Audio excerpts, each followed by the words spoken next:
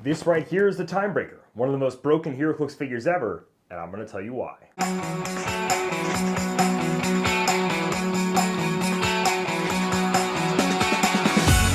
Hey guys, Kalder here with Dial H for Heroclix. Today we're going to be doing a deep dive on the Timebreaker figure that's going to be coming out in the upcoming Deadpool Weapon X set that's going to be released sometime in late June. Timebreaker here is a common, he's 016 in the set. Let's dive into his card so we can really take a deep dive later on in the video. Timebreaker has 4 keywords: Exiles, Cosmic, Future, and Past. He has 1 click of life and he's only 5 points, guys. Keep that in mind, it's only 5 points. He has 5 speed sidestep, 0 attack with no ability, 16 defense toughness, and then 0 damage with no ability. His only special combat symbols are tiny size and he is autonomous, which means his non-free actions, his costed actions, don't count toward your action total. This is massive. He has 2 traits. Here's the first one: calling more workers. Free, if another friendly character has not activated this same effect this turn, generate a Deadpool Weapon X 016 Timebreaker on click number 1. His second trait, and this is the real bread and butter here, guys, is, I'm not even going to try to say it, but the Excursion Platform trait. Power. Choose an adjacent character. Place that character up to X squares away from their current square, where X is the number of 016 Timebreakers and B 005 Timebreakers that are adjacent to that character. In this video, guys, we're going to hit the map in just 1 second, and I'm going to go over showing you his placement ability in action. Today, guys, I'm going to show you how to do some Timebreaker placement strategies with 2 Timebreakers. So first, at the beginning of our turn, we're going to make another Timebreaker right here. I'm going to use a Hydra agent as a proxy. And now we're going to power action with this one. Again, it doesn't take away an action from your action total. And we're going to place him to 3 squares away because he's next to 3 characters named Timebreaker. And we'll place him right there. Simple enough. We can sidestep each Timebreaker. And now he is once again adjacent to 3 characters named Timebreaker. We can give one a power action and place him another 3 squares away. Here's how to mobilize a 2x1 base character with 2 Timebreakers on a large map. Again, we generate a Timebreaker. We power action to place him up to 3 squares away. This is very important. 1, 2, 3 squares there, and we get a cheat out because it is a placement. 1 square forward.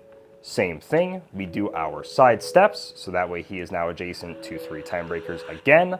We power action, and then we go 1, 2, 3, and we cheat him out 1 more square, just like that, because he's an extended base. Here's how to use Timebreaker to place a 2x2 figure. It's not too different from the Twinkie or extended base 2x1, but it's very similar. So, we make a Timebreaker, again, we power action, 1, 2, 3, moving forward an extra square, placing those 2 in front, sidestepping, sidestep, sidestep, and then another power action to move 1, 2, 3.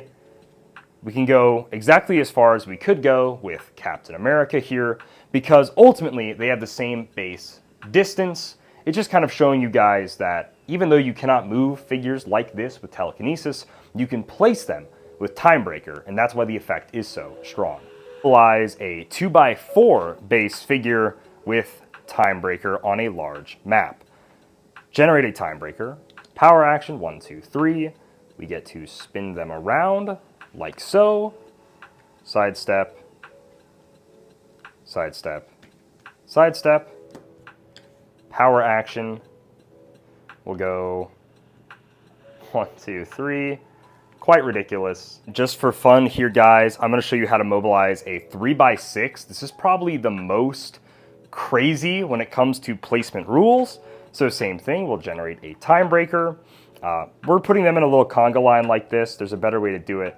Power action, we're going to place him 1, 2, 3 squares away, but we can flip him like this to place him just like that, guys, which is crazy. Sidestep, sidestep. Well, there's ways we could have made all these guys be able to sidestep adjacent, so we'll do something fun like that. Power action again, 1, 2, 3, and then we can go ahead and place Galactus here, you guys, which makes him 1, 2, 3, 4, 5, 6, 7 squares away from the opponent's starting area, and he's able to shoot them turn 1. That's how ridiculous this ability is once we extend the base out even further. Here's how to mobilize a single base character on a small map with Timebreaker. We generate a Timebreaker, we move them 1, 2, 3 squares away with a power action. Same thing, we all sidestep up, and we move them another 3 squares. It's very different and a little weird to mobilize a 2x2, so same thing, we make a Timebreaker. We only want to move him 1, 2 spaces and cheat him 1 forward, so that way their sidestep can still get to him. And then we can go ahead and power action again, 3, and then place him 1 forward, and then he's able to charge your opponents. Here's how to mobilize a single base character on a small map using Timebreaker. This scenario, I want to go ahead and show you that you can place ignoring all of this terrain. Since it's a placement, you don't need line of fire, you don't have to move through it, it's not a movement, so it's really cool. So we'll go ahead, we'll generate a Timebreaker here, we'll sidestep this Timebreaker here, sidestep that Timebreaker there. That's the maximum amount of Timebreakers we can get next to a character. And then we'll go ahead and power action and go ahead and place him 1, 2, 5, yeah, 5. 1, 2, 3, 4, 5. 5 squares away.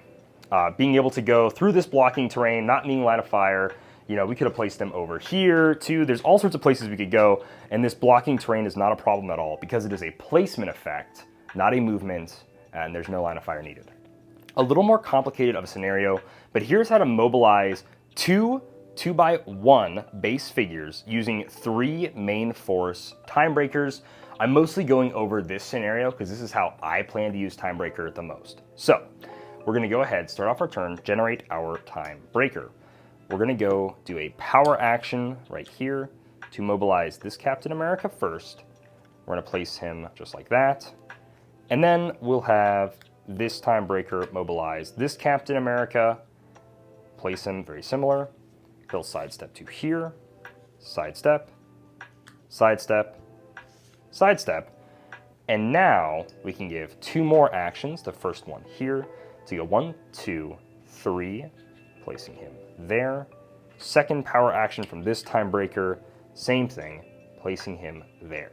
They both have an 8 speed with hypersonic speed, so on a small map, 1, 2, 3, 4, 5, 6, they can attack the back line and still move 2 squares back. Of course, if you have one Captain America hit before the other, he'll have +1 speed and be able to move 3 squares back after hypersonic speed.